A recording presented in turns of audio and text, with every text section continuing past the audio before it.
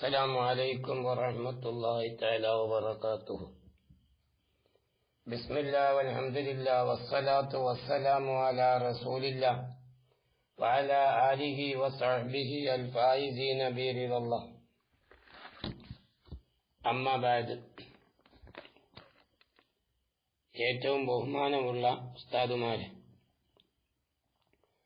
നമ്മുടെ കുത്തുബി മീറോട് കൂടിയുള്ള കുത്തുബി ക്ലാസ് ഇന്ന് തുടക്കം കുറിക്കുകയാണ്. റഹ്മാനായ റബ്ബ് നമുക്ക് അതിന്റെ ഹക്കായ രൂപത്തിൽ ചർച്ച ചെയ്യാനും മന്ദിക്കിന്റെ വിഷയങ്ങൾ വേണ്ട രൂപത്തിൽ മനസ്സിലാക്കാനും റഹ്മാനായ റബ്ബ് നമുക്ക് തൗഫീഖ് ചെയ്ത് അനുഗ്രഹിക്കട്ടെ. പ്രിയപ്പെട്ടവരെ, നമ്മൾ കുത്തുബിയുടെ ക്ലാസ്സിലേക്ക് കടക്കുന്നതിന്റെ മുമ്പ് സാന്ദർഭികമായ ഒരു മന്ദിക്കിനെ പറ്റി ഒരു ചെറിയ ഒരു ബഹസ് അത് അത്യാവശ്യമാണ്. കാരണം ഇന്ന് മന്ദിക്ക് എന്ന് പറയുമ്പോൾ അത് എന്തിനു വേണ്ടിയാണ് ഈ മന്ദിക്ക് ഓതുന്നത്, മന്ദിക്കിന്റെ ആവശ്യമെന്ത്, മന്ദിക്ക് കൊണ്ട് എന്ത് ഫായിദയാണുള്ളത് എന്നൊക്കെ ചിലർ ചോദിക്കാറുണ്ടെങ്കിലും എന്നാൽ അതിനെ സംബന്ധിച്ച് ഒരു ചെറിയ വിവരണം ഇൻഷാ അല്ലാഹ് നമുക്ക് നടത്താം. ഈ മന്ദിക്ക് എന്ന് പറഞ്ഞാൽ അത് ഏകദേശം പറഞ്ഞാൽ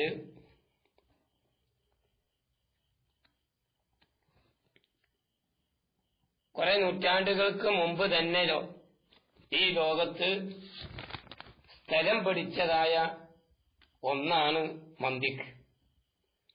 ഏകദേശം പറയുകയാണെങ്കിൽ ഹിജ്റ 2-ാം നൂറ്റാണ്ടിൽ തന്നെ ഇതിനെ സംബന്ധിച്ച് കേവലം ഒരു പഠനവും ചർച്ചയും തുടങ്ങിയിട്ടുണ്ട് എന്നുള്ളതാണ് നമുക്ക് കിതാബുകൾ മുത്താല ചെയ്യുമ്പോൾ നമുക്ക് മനസ്സിലാക്കാൻ കഴിയുന്നത്. പണ്ഡിതന്മാർ അതിനെ സംബന്ധിച്ച് വിലയിരുത്തുന്ന ചില വിശദീകരണങ്ങൾ നമുക്ക് നൽകാം. മന്ദിക്ക് എന്ന് പറഞ്ഞാൽ അസ്ലിയായി അടിസ്ഥാനപരമായി 2 വിഷയങ്ങളിൽ ഉൾക്കൊള്ളുന്നുണ്ട് എന്നുള്ളതാണ് സത്യം. ഒന്നാമത്തത് പറഞ്ഞാൽ തിബിയാനുൽ ഖവായിദി വൽ ഖവാനീൻ അല്ലതി യൻബഗി അലൽ അഖ്ലി അൻ യുഅമല ബി അദിയാദി തംമീസ് സഹീഹിൽ ഫിക്രി മിൻ ഫാസിദി. മന്ദിക്ക് എന്ന് പറഞ്ഞാൽ അടിസ്ഥാനപരമായ 2 വിഷയങ്ങൾ അതിൽ ഉൾക്കൊള്ളുന്നുണ്ട്. ഒന്നാമത് നിയമങ്ങളെയും അടിസ്ഥാന ശിലകളെയും, ഏത് രൂപത്തിലുള്ള അടിസ്ഥാന ശിലകളും നിയമങ്ങളുമാണ് ഒരു ബുദ്ധിയെ സംബന്ധിച്ചിടത്തോളം അത്യാവശ്യമായ, അതുണ്ടെങ്കിലേ ആ ബുദ്ധി കൊണ്ട് ശരിയായ ചിന്തയെയും ഫാസിദായ ശരിയല്ലാത്ത ചിന്തയെയും വേർതിരിക്കാൻ കഴിയുകയുള്ളൂ. അപ്പം അതിനെ വിവരിക്കുക, ആ നിയമങ്ങളെ വിവരിക്കുക എന്നതാണ് അടിസ്ഥാനപരമായി മന്ദിക്കിനക്ക് പണ്ഡിതന്മാർ നൽകുന്ന ഒരു കാഴ്ചപ്പാട്, ഒരു താല്പര്യം. മറ്റൊന്ന് പറയുന്നത് മന്ദിക്ക് എന്ന് പറഞ്ഞാൽ അതിന്റെ 2ാമത്തെ താല്പര്യമായിട്ട് പറയപ്പെടുന്നത് ഐ യുക്ശഫ അനിൽ ഖതഇ ഫി തഫ്കീരി എന്നാണ്. ചിന്തയിലുള്ള പേവിനെ തൊട്ട് കാക്കപ്പെടുക, രക്ഷപ്പെടുത്തപ്പെടുക എന്നതാണ്. അപ്പൊ ചുരുക്കി പറഞ്ഞാൽ ഈ മന്ദിക്ക് എന്ന് പറഞ്ഞാൽ ഒരു മനുഷ്യന്റെ ശരിയായ ചിന്ത, അവന്റെ ചിന്തയിലുണ്ടാകുന്ന ശരിയായ ചിന്ത, ആ ശരിയായ ചിന്തയെ നിജപ്പെടുത്തുവാനും വേർതിരിക്കുവാനും ഉള്ള ഒരു ഫന്നാണ് മന്ദിക്ക്. അത് 2 അഭിപ്രായം ഇല്ല. അതുകൊണ്ട് തന്നെ നമുക്ക് മനസ്സിലാക്കാം, ഈ മന്ദിക്ക് എന്ന് പറഞ്ഞാല് അത് അതായത് നമ്മുടെ ആശയപരമായും ആദർശപരമായും മന്ദിക്കിനിക്ക് ബന്ധമുണ്ട് എന്ന് നമുക്ക് മനസ്സിലാക്കാം. നമുക്ക് പറയാം, മഹാനായ ഇമാം ഗസ്സാലി റളിയല്ലാഹു അൻഹു ചിലരൊക്കെ ഗസ്സാലി ഇമാം മന്ദിക്കിനെ എതിർക്കുന്നവരാണ് എന്ന് പറയപ്പെടാറുണ്ട്. പക്ഷേ സത്യം അതല്ല. മഹാനായ ഗസ്സാലി ഇമാം അവിടുത്തെ മുസ്തസ്ഫയിൽ പറഞ്ഞ ഒരു ഇബാറത്ത് നമുക്ക് മനസ്സിലാക്കാം. മല്ലാ മഅരിഫത ലഹു ബിൽ മന്ദിഖി ലാ യൂസിഖു ബിഇൽമിഹി. അതായത് മന്ദിക്കിനെ സംബന്ധിച്ച് ഒരാൾക്ക് വിവരമില്ല എങ്കിൽ അവനക്കുള്ള ഇൽമിനെ സംബന്ധിച്ച് അവൻക്ക് ശരിക്കും ഉറപ്പുണ്ടാകൂല. വീണ്ടും പറയുകയാണ് വഅന്ന മല്ലാ യുഹീതു ബിൽ മന്ദിഖി ഫലാ സിഖത ബിഉലൂമിഹി അസ്ലാ എന്ന് പറയപ്പെടുന്നുണ്ട്. അതായത് മന്ദിക്ക് കൊണ്ട് ഒരാൾക്ക് ശരിക്ക് വിവരമില്ലേ, ഫലാ സിഖത ബിഉലൂമിഹി അസ്ലാ, ശരിയായ രൂപത്തിൽ അവനക്ക് ഏതുണ്ടാവൂല, ഇൽമുണ്ടാവൂല, ശരിക്കുണ്ടാവൂല. ഇത് ഇബ്നു ഹസ്മിന്റെ തൊട്ട് ഉദ്ധരിക്കപ്പെടുന്നതാണ്. എന്നാൽ ഇബ്നു ഹസ്മിനെ തൊട്ട് വേറൊരു അഭിപ്രായം പറയപ്പെടുന്നുണ്ട്. അതായത് ഇന്ന ഇൽമൽ മന്ദിക്ക് യഖിഫു അലൽ ഹഖായിഖി കുല്ലിഹാ വയുമയ്യിസുഹാ മിനൽ അബാത്തിൽ. മന്ദിക്കിന്റെ ഇൽമ് എന്ന് പറഞ്ഞാല് സത്യാസത്യങ്ങളുടെ മേലിൽ ബന്ധിക്കുന്നതും ബാത്തിലായ കാര്യങ്ങളെ വേർതിരിക്കാനുമുള്ള ഒന്നാണ് മന്ദിക്ക്. ചുരുക്കി പറഞ്ഞാൽ ഇപ്പൊ ഞങ്ങളൊക്കെ ചെറുപ്പകാലത്ത് ഞങ്ങളൊക്കെ ഓതി പഠിക്കുന്ന സമയത്ത് ഞങ്ങളൊക്കെ ചോദിക്കുമ്പോൾ ഞങ്ങളെ ഉസ്താദ് പറഞ്ഞൊരു കാര്യം അന്ന് ഞങ്ങൾ ഓർക്കുകയാണ്. അതായത് ഉസ്താദ് എപ്പോഴും പറയാറുണ്ട് എന്തെന്ന്, അതായത് പിന്നെ മന്ദിക്ക് കൊണ്ട് സിഖത്തില്ലാത്തവനക്ക് ഇൽമിന് ഉസൂക്കില്ല എന്ന് ഷാഫി ഇമാം പറഞ്ഞിട്ടുണ്ട് എന്ന്. അന്ന് പറഞ്ഞ വിഷയം ഞങ്ങളൊക്കെ കുത്തുബിൽ എഴുതി വെച്ചിരുന്നു. പക്ഷെ ഇപ്പൊ അത് നഖല് കണ്ട് ഐസാഹൂജിൽ നോക്കിയാൽ കാണാം. അതുപോലെ തന്നെ റിസാലത്തു ശംസിയയിലെ മറ്റു ഹാഷ്യകളിലൊക്കെ പരിധിയെപ്പോഴും ഈ വിഷയം വ്യക്തമായി കാണുന്നുണ്ട്. റിസാലത്തു ശംസിയ എന്നൊരു കിതാബ് തന്നെ ഉണ്ട് ഈ വിഷയത്തിൽ. അതിലൊക്കെ വ്യക്തമായ വിഷയം തന്നെ ഈ കാര്യങ്ങൾ വ്യക്തമായി പറയുന്നുണ്ട്. പിന്നെ ഈ ഫിലോസഫി എന്നുള്ളത് നമുക്കൊക്കെ അറിയാം. ഈ ഫിലോസഫിയില് മുസ്ലിമീങ്ങളായ ഫലാസിഫത്ത്, അത് ഫാറാബി, ഇബ്നു സീന, അവരൊക്കെ മുസ്ലിമീങ്ങളായ ഫിലോസഫിക്കാരാണ്. അവരൊക്കെ പ്രത്യേകമായിട്ട് മന്ദിക്കിനെ ഇത്തിബാർ ചെയ്തിരുന്നു എന്നാണ്. ഫകാനു യഅ്തബിറൂന മന്ദിക അൽ ഖാനൂന സിനാഇയ്യ അൽ ആസിമ ലിദ്ദിഹ്നി അനിൽ സലജി.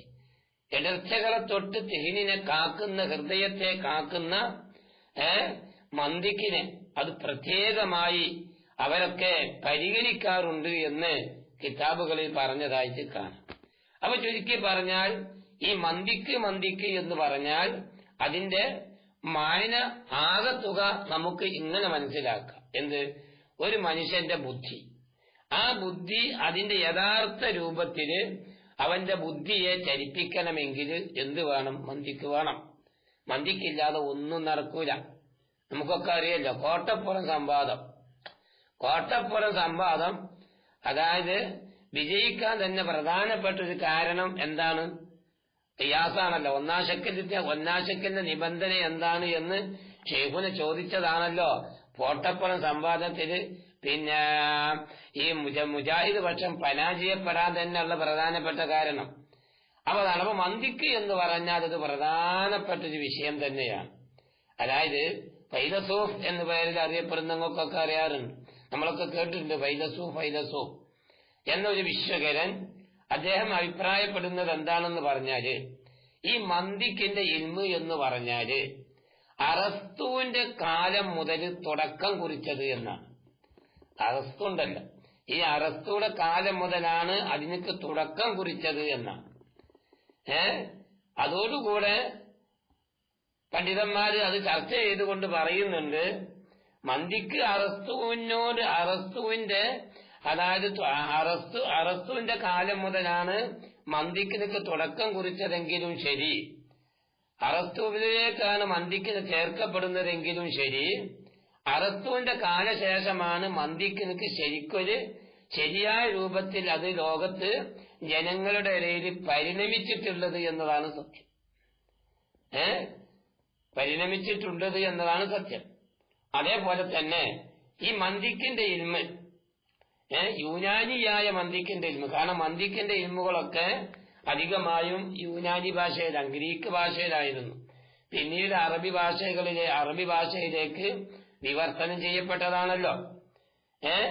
അപ്പം ഈ ഇൽമുൽ മന്തിക്ക്, യുനാനിയായ ഇൽമുൽ മന്തിക്ക് അത് അറബി ഇസ്ലാമിക ലോകത്ത് അബ്ബാസിയ ഭരണ കാലഘട്ടത്തിൽ തന്നെ അത് രംഗപ്രവേശം ചെയ്തിട്ടുണ്ട് എന്നുള്ളതാണ്. അബ്ബാസിയ ഭരണ കാലഘട്ടത്തിൽ തന്നെ അറേബ്യൻ മുസ്ലിം രാഷ്ട്രങ്ങളില് ഈ മന്തിക്കിന്റെ ഇൽമു എന്നുള്ളത് സ്ഥലം പിടിച്ചിട്ടുണ്ട് എന്നുള്ളതാണ്. അത് പറയാനുള്ള കാരണം അത് എങ്ങനെയാന്ന് പറഞ്ഞാല് ആ മന്തിക്കിയായ അറസ്തുവിന്റെ കുറേ ഗ്രന്ഥങ്ങൾ ഉണ്ടായിരുന്നു. ആ ഗ്രന്ഥങ്ങളൊക്കെ അറബി ഭാഷയിലേക്ക് വിവർത്തനം ചെയ്തു. അങ്ങനെ അറബി ഭാഷയിലേക്ക് വിവർത്തനം ചെയ്തത് കാരണമായിട്ട് അഥവാ അറബികളില് ഈ മന്തിക്കിന്റെ ഇൽമ രംഗപ്രവേശനം ചെയ്തു എന്നുള്ളതാണ്. അതായത് ആദ്യമായി ഈ മന്തിക്കിന്റെ അറസ്തുവിന്റെ മന്തിക്കിയായ കിതാബുകൾ തർജമ അഥവാ അറബി ഭാഷയിലേക്ക് തർജമ ചെയ്തത് അബൂ ജഅഫർ അൽ മൻസൂർ എന്ന് പറഞ്ഞ രാജാവിന്റെ കാലഘട്ടത്തില് അബ്ദുല്ലാഹി ബിനുൽ മുഖഫൽ എന്ന് പറഞ്ഞ ഒരു മഹാനാണ് എന്ന് പറയപ്പെടുന്നുണ്ട്. അതായത് ഈ അറസ്തുവിന്റെ ചില പ്രത്യേകമായ ചില കിതാബുകളുണ്ട്. ആ കിതാബുകളിൽ നിന്ന് അത് രേഖപ്പെടുത്തപ്പെട്ടിട്ടുള്ളത്. അതായത് ഒന്ന് ഐസാഹൂജി, ഒന്ന് ഖാത്തിഹൂർ യാസ്, ഒന്ന് ബാരി ആർമീനാസ്, അനാലു തുയ്ഖ എന്നീ പറയപ്പെടുന്ന 4 കിതാബുകൾ. അത് സത്യത്തിൽ പറഞ്ഞ ഗ്രീക്ക് ഭാഷ, യുനാനി ഭാഷയാണത്. ആ ഭാഷയിലുള്ളതായ കിതാബുകളൊക്കെ ഈ 4 കിതാബുകളും അറബി ഭാഷയിലേക്ക് ഈ അബ്ദുല്ലാഹി ഇബ്നുൽ മുഖഫൽ അബൂ ജഅഫർ മൻസൂർ എന്ന രാജാവിന്റെ കാലഘട്ടത്തില് അത് തർജ്ജമ ചെയ്തിട്ടുണ്ട്. ആ കാലം മുതലാണ് ഇവിടെ മന്തിക്കിനെ സംബന്ധിച്ചുള്ള ഒരു കേവലം അറിവ് മുസ്ലിമീങ്ങളിലേക്ക് വന്നത്. അതോടുകൂടെ ചില പണ്ഡിതന്മാർക്ക് ഇങ്ങനെ അഭിപ്രായമുണ്ട്. അതായത് മുസ്ലിമീങ്ങൾ എന്ന് പറഞ്ഞാൽ യുനാനി ഭാഷയിലുള്ള മന്തിക്കിനെ അവർ മനസ്സിലാക്കിക്കണം. അതോടുകൂടി അറസ്തുവിന്റെ മന്തിക്ക് അത് അമവിയ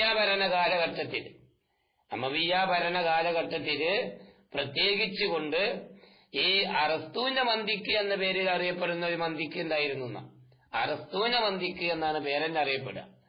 അത് പറയാനുള്ള കാരണം Yazid bin Muawiya, Khalid bin Yazid bin Muawiya ആണ് ചില പണ്ഡിതന്മാരോട് കൽപ്പിച്ചത്.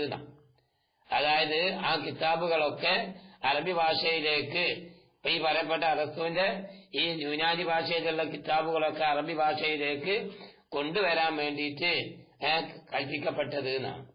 അതോടുകൂടെ മാമൂൻ ചക്രവർത്തിയുടെ കാലഘട്ടത്തിൽ ബഗ്ദാദിൽ ഈ മന്തിക്കിനെ സംബന്ധിച്ച് വലിയ ചർച്ചകൾ നടത്തിയ ഒരുപാട് വിശ്വകരന്മാരായ പണ്ഡിതന്മാരുണ്ട് എന്നാണ്. ഒന്നാമത്തത് പറഞ്ഞാല് ഖലീഫത്തുൽ മുതവക്കിൽ, അതുപോലെ തന്നെ Hunain bin Ishaq bin Hunain, Abu Usman Saeed bin Yaqub Dimashq, ഇവരൊക്കെ അറിയപ്പെട്ട, അതായത് മാമൂൻ രാജാവിന്റെ കാലഘട്ടത്തിൽ ബഗ്ദാദില് അറിയപ്പെട്ട മന്തിക്കി പണ്ഡിതന്മാരായിരുന്നു. അവരൊക്കെ സത്യത്തിൽ പറഞ്ഞാല് മുസ്ലിമീങ്ങളാണ്. അതോടുകൂടെ ഈ ഫലാസിഫത്ത് 2 രൂപം ഉണ്ടല്ല, ഇസ്ലാമികമായ രൂപത്തിലും അതുപോലെ തന്നെ മന്തിക്കും. അതായത് ഫിലോസഫി ഒരു വിഭാഗം ആളുകൾ കടത്തിക്കൂട്ടിയപ്പം അതിനെ മാറ്റിത്തിരുത്തി എന്നുള്ള അതിനെ മാറ്റുകയും ഇതുപോലെ ഷറഫുൽ വിശദീകരിച്ചിട്ടുള്ള ഭാഗം അപ്പൊ വിവരിച്ചതുപോലെ അപ്പൊ ഇസ്ലാമിലുള്ള ഫലാസിഫത്തും അറിയപ്പെട്ട മന്തിക്കീങ്ങളും വിവരിച്ചുകൊണ്ട് ചില പ്രത്യേകമായ പണ്ഡിതന്മാരെ കിതാബുകളിൽ എടുത്ത് ഉദ്ധരിച്ചതായിട്ട് കാണാം. ഒന്നാമതായിട്ട് പറഞ്ഞാല് യാക്കൂബ് ബിൻ ഇസ്ഹാഖുൽ കിന്ദി ഹിജ്റ 155 ജനനം, 252 വഫാത്ത്. യാക്കൂബ് ബിൻ ഇസ്ഹാഖുൽ കിന്ദി, അദ്ദേഹം ഒരു പ്രധാനപ്പെട്ട അറിയപ്പെട്ട ഒരു പണ്ഡിതനാണ്.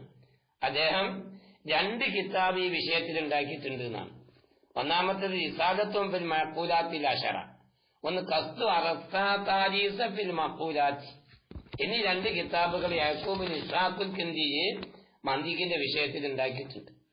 അതേപോലെ രണ്ടാമത്തെ അറിയപ്പെടുന്ന ഒരു പണ്ഡിതന്മാരുടെ കൂട്ടത്തിൽപ്പെട്ട രണ്ടാമത്തെ ഒരാളാണ് അബൂ നസീർ മുഹമ്മദ് ബിൻ തർഹാനുൽ ഫാറാബി.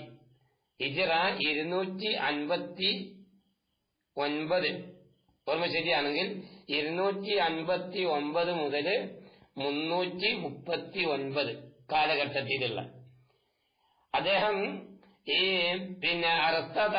അറസ്തുവിന്റെ മന്ദിക്കിനെ, അതായത് പല രൂപത്തിൽ ഷറഹ് ചെയ്തിട്ടുണ്ട്. അതായത് കബീറത്തായ ഷറഹ്, സഗീറത്തായ ഷറഹ്, ഉസ്തയായ ഷറഹ് എന്നൊക്കെ പ്രത്യേകമായി അറിയപ്പെടാറുണ്ട്. അതുപോലെ തന്നെ അദ്ദേഹം മറ്റൊരു കിതാബ് ഉണ്ടാക്കിയിട്ടുണ്ട്, കിതാബുൽ അൽഫാബിൽ മുസ്തഅമലത്തി ഫിൽ മന്ദിക്ക് ഒരു കിതാബ് ഉണ്ടാക്കിയിട്ടുണ്ട്. വേറെ കിതാബ് ഉണ്ടാക്കിയിട്ട് കിതാബുൽ ഇബാറത്തി ഫിൽ മന്ദിക്ക് വൽ ഖതാബത്തി ഫിൽ മന്ദിക്ക്. ഇതൊക്കെ അബൂ നസർ മുഹമ്മദ് ബിൻ തർഹാനുൽ ഫാറാബി ഉണ്ടാക്കിയൊരു കിതാബാണ്.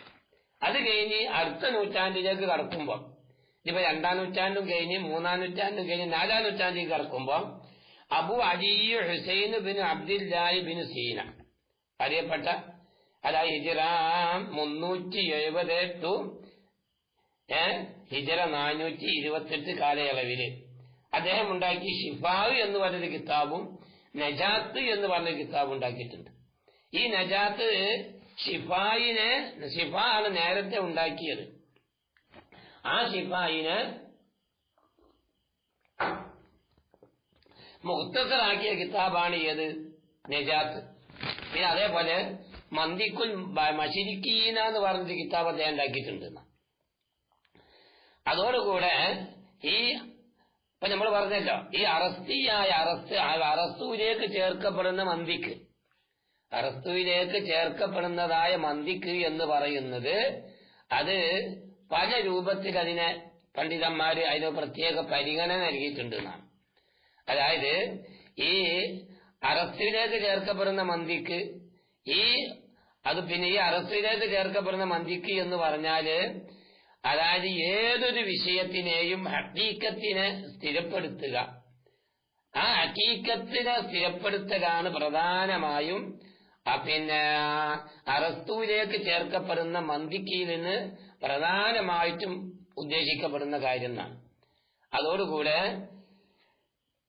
എന്നാൽ ഇബ്നു സീന അവിടെ ചെയ്തത്, ഇബ്നു സീന ചെയ്തിട്ടുള്ളത് എന്താണെന്ന് പറഞ്ഞാല് ഈ മന്ദിക്കിന്റെ ഫന്നിനെ ചർച്ച ചെയ്യുമ്പോൾ ആ മന്ദിക്കിന്റെ ഫന്നിനെ ചർച്ച ചെയ്യാന്നുള്ള ആ ത്വരീഖ്, ആ മാർഗം, അത് ശരിയായ രൂപത്തിൽ, അതായത് മുജറബായ തെജ്രിബിയത്തായ ശരിയായ രൂപത്തിൽ മനസ്സിലാക്കിയിട്ട് വേർതിരിച്ച് വേർതിരിക്കുക എന്നുള്ള ഒരു പരിപാടിയാണ് ആര് ചെയ്തിട്ടുള്ളത്?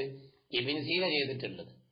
അങ്ങനെ തുടങ്ങുന്ന ഒരുപാട് വിശദീകരണങ്ങൾ മന്ദിക്കിനെ സംബന്ധിച്ചുണ്ട്. നമ്മൾ കൂടുതൽ പറയുമ്പോൾ കുറെ വിശദീകരിക്കേണ്ടി വരും. ഇനി നമുക്ക് അവിടെ ചുരുക്കി മനസ്സിലാക്കാം. അതായത് ഈ മന്ദിക്കിന്റെ വിഷയത്തില് പ്രത്യേകിച്ച് കൊണ്ട് ശ്രദ്ധിച്ച പ്രത്യേകിച്ച് ഏതുവരേക്കെന്ന് പറഞ്ഞാല് മന്ദിക്ക് പഠിക്കണം എന്ന് തന്നെ വ്യക്തമായി പറഞ്ഞ ഒരാളാണ് ഇബ്നു റുഷ്ദും ഗസാലി ഇമാമും. അങ്ങനെ തന്നെ ഏതുവരേക്കെന്ന് പറഞ്ഞാല് അവരെ ഇബാറത്തും കൂടി നിങ്ങൾക്ക് നമുക്ക് കേൾക്കാം. എന്താ പറഞ്ഞത്? ഇന്നമൻ അറാദൽ ബഅസ ഫി ശരീഅത്തി വ മഅരിഫത്തില്ലാഹി വ സിഫാത്തിഹി ഫഅലൈഹി അൻ യതഅല്ലമൽ മന്തിഖ. ഉസ്താദ്മാരൊക്കെ അത് പ്രത്യേകം നോട്ട് ചെയ്യണം. ഇബ്നു റുഷ്ദിന്റെയും ഗസാലി ഇമാമിന്റെയും പിന്നെ വാക്കുകളാണ്. എന്ത്? മൻ അറാദൽ ബഅസ ഫി ശരീഅത്തി, ശരീഅത്തിന്റെ കാര്യത്തിൽ ബഅസ് ചെയ്യാൻ ഉദ്ദേശിക്കുന്നവൻ, വ മഅരിഫത്തില്ലാഹി, അള്ളാന്റെ മഅരിഫത്തിനെ സംബന്ധിച്ച് ചർച്ച ചെയ്യാൻ ഉദ്ദേശിക്കുന്ന ഒരാള്, അതുപോലെ തന്നെ സിഫാത്തിഹി, അള്ളാന്റെ സിഫത്തിനെ സംബന്ധിച്ച് ചർച്ച ചെയ്യാൻ ഉദ്ദേശിക്കുന്ന ഒരാള് മന്ദിക്ക, അവൻ മന്ദിക്കിനെ പഠിക്കൽ നിർബന്ധമാണ്. അല്ല, മന്ദിക്കിനെ പഠിക്ക എന്ന് പറഞ്ഞത് അവന്റെ മേലില് നിർബന്ധമായ കാര്യമാണ്. അതാണ് ഫൽസഫിയായ മന്ദിക്കിനിക്ക്. അതായത് ആ മന്ദിക്കിന്റെ കഥ അതാണ്. ഹിജറ 2-ാം നൂറ്റാണ്ടിന്റെ ഒന്നാം നൂറ്റാണ്ട് മുതൽ തുടക്കം കുറിച്ചതാണ് മന്ദിക്കിന്റെ ബയസുകൾ. അങ്ങനെ ബയസുകൾ 2-ാം നൂറ്റാണ്ടും 1-ാം നൂറ്റാണ്ടും 2-ാം നൂറ്റാണ്ടും 3-ാം നൂറ്റാണ്ടും 4-ാം നൂറ്റാണ്ടും 5-ാം നൂറ്റാണ്ടും 6-ാം നൂറ്റാണ്ടും കഴിഞ്ഞു കടന്ന് പിന്നെ വരുന്നത് 7-ാം നൂറ്റാണ്ടാണ്. 7-ാം നൂറ്റാണ്ട് 6-ാം നൂറ്റാണ്ട്. ഈ 6-ാം നൂറ്റാണ്ടിലാണ് കാര്യമായ രൂപത്തില്, അതായത് പിന്നെ അറബികളില്, അതാ മുസ്ലിം സമുദായത്തില് മുസ്ലിം പണ്ഡിതന്മാരുടെ ഇടയിൽ മന്ദിക്കിനെ പറ്റിയിട്ടുള്ള ഒരു പിന്നെ കൂലങ്കഷമായ ഒരു അന്വേഷണം, ഒരു ചർച്ച, ഒരു പഠനം വരുന്നത്. അതായത് ഇപ്പൊ മഹാനായ നജിമുദ്ദീൻ ഖസ്വീനി റഹ്മത്തുള്ളാഹി അലൈഹി ഹിജ്റ പിന്നെ 600 എന്തോ ഓർമ്മ ശരിയാണെങ്കിൽ 600-ലാണ് മൂപ്പരുടെ വരവ്. 600 തോന്നുന്നുണ്ട്. എന്ന് 6-ാം നൂറ്റാണ്ടുകാരനാണ്. അപ്പൊ നജിമുദ്ദീൻ ഖസ്വീനി റഹ്മത്തുള്ളാഹി അലൈഹി അവര് ഒരു റിസാല ഉണ്ടാക്കി, 2 കിതാബ് ഉണ്ടാക്കി. ഒന്നാ റിസാലത്തു ശംസിയത്തു ഫിൽ ഖവായിദിൽ മന്ദിക്കിയ, അതേപോലെ ഒരു റിസാലത്തു ശംസിയ. ഇങ്ങനെ 2 കിതാബ് അദ്ദേഹം ഉണ്ടാക്കിയിരിക്കുന്നു. അത് നജിമുദ്ദീൻ ഖസ്വീനി ഹിജ്റ 6-ാം നൂറ്റാണ്ടിലാണ് ആ സംഭവം. അപ്പൊ ഈ റിസാലത്തു ശംസിയ ഫിൽ ഖവായിദിൽ മന്ദിക്കിയ എന്ന നജിമുദ്ദീൻ ഖസ്വീനിയുടെ കിതാബും റിസാലത്തു ശംസിയ എന്ന് പറഞ്ഞ ആ കിതാബും ആണ് ഇവിടെ ഒരു പിന്നെ മുസ്ലിം സമുദായ പണ്ഡിതന്മാരുടെ ഇടയിൽ ഒരു മന്ദിക്കിന്റെ വിഷയത്തിൽ വിസ്ഫോടനത്തിനക്ക് തുടക്കം കുറിച്ചിട്ടുള്ളത്.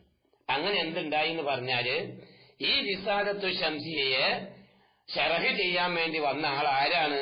മഹാനായ ഖുതുബുദ്ദീൻ റാസി റഹ്മത്തുള്ളാഹി അലൈഹി, ചിന്തകനായ മഹാനായ ഖുതുബുദ്ദീൻ, വലിയും പിന്നെ ചിന്തകനുമായ ബഹുമാനപ്പെട്ട ഖുതുബുദ്ദീൻ റാസി റഹ്മത്തുള്ളാഹി അലൈഹി ഹിജ്റ 700 അദ്ദേഹം എന്ത് ചെയ്ത് ഈ റിസാലത്തു ശംസിയയെ ശറഹ് ചെയ്യാൻ വേണ്ടി തയ്യാറായി.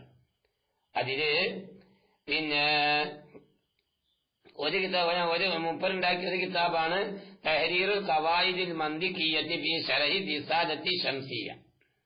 ശറഹി റിസാലത്തി ശംസിയ അദ്ദേഹം ഉണ്ടാക്കിയതാണ്. അത് കഴിഞ്ഞിട്ട് ഇതേ കിതാബിനെ തന്നെ മഹാനായ ഇമാം ജുർജാനി റഹ്മത്തുള്ളാഹി സയ്യിദ് അലി ഇബ്നു മുഹമ്മദ് ജുർജാനി, അതായത് ഈ റിസാലത്തു ശംസിയയെ ഇപ്പൊ നമ്മളെ കുത്തുബിയുടെ മത്തിന് കുത്തുബിയുടെ മത്തിനാണല്ലോ റിസാലത്തു ശംസിയ. അപ്പൊ ആ റിസാലത്തു ശംസിയയെ പിന്നെ സയ്യിദ് അലി ഇബ്നു മുഹമ്മദ് ജുർജാനി റഹ്മത്തുള്ളാഹി അലൈഹി ശറഹ് ചെയ്തിട്ടുണ്ട്. അതിന് മുമ്പ് കൊടുത്ത പേര് തഹരീറുൽ ഖവായിദിൽ മന്ദിക്കിയ എന്നാണ്.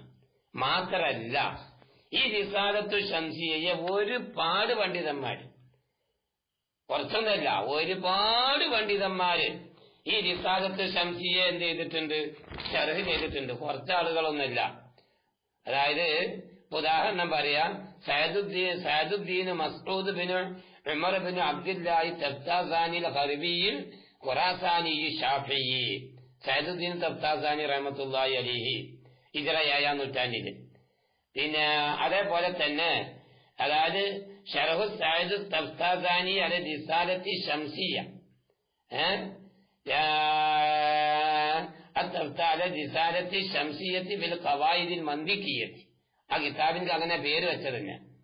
പിന്നെ അടുത്ത ഒരാൾ വന്നത് ഏതാണ്? ശംസുദ്ദീൻ മുഹമ്മദ് ബിനു ഹംസത്തൽ ഫനാരി ഒരു ശറഹ് ചെയ്തിട്ടുണ്ട്.